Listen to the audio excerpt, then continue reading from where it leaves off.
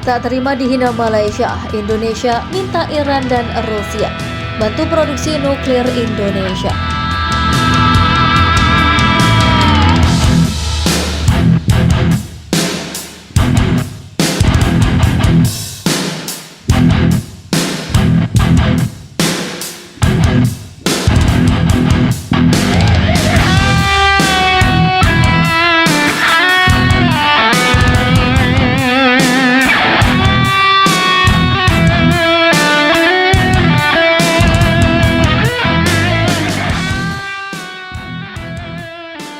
Menteri Koordinator Kemaritiman dan Investasi Luhut Binsar Panjaitan berharap Indonesia memiliki senjata nuklir sebagai bentuk pertahanan negara. Ia berkata negara seperti Malaysia takkan semena-mena pada Indonesia jika kita memiliki nuklir.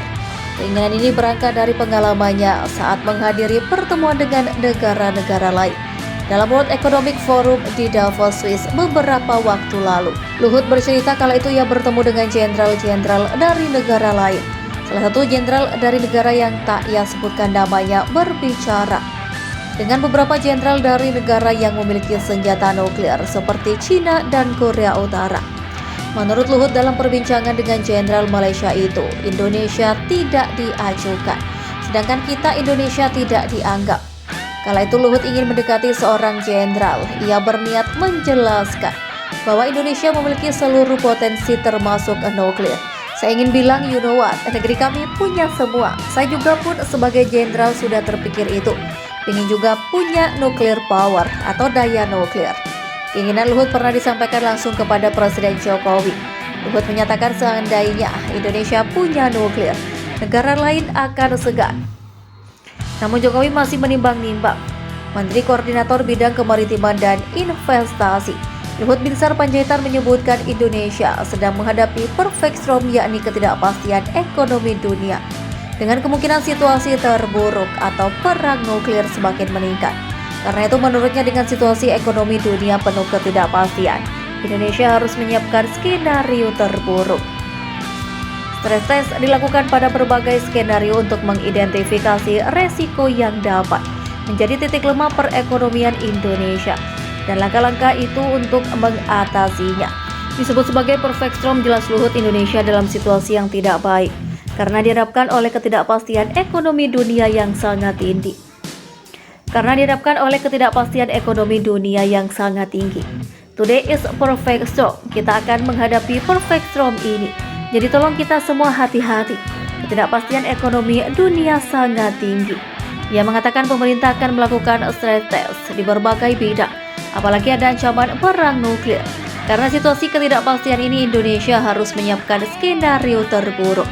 Dan kami kemarin sepakat untuk melakukan stress test di berbagai bidang. Kalau terjadi sampai pada tactical nuclear weapon, kita harus lihat apa yang harus dilakukan. Konflik geopolitik antara Rusia dan Ukraina masih belum menunjukkan tanda-tanda akan berakhir.